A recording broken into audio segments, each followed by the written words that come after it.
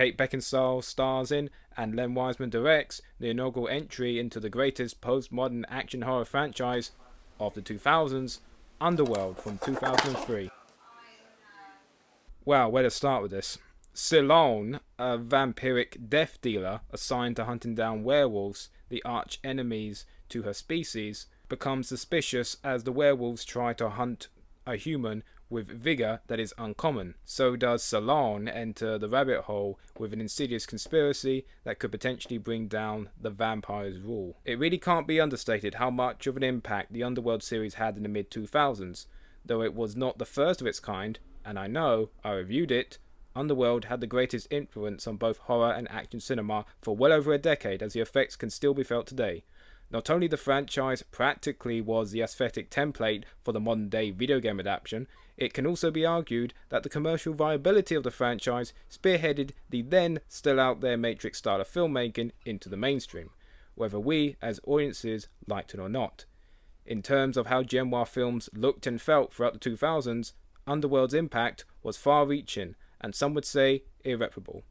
Now, on with the film. It surprisingly holds up, if not has improved over time, though no amount of years can cover up the plot holes and questionable acting for the most part. What can't be taken away from Underworld is its scope in the world it's created for itself and its A++ production design.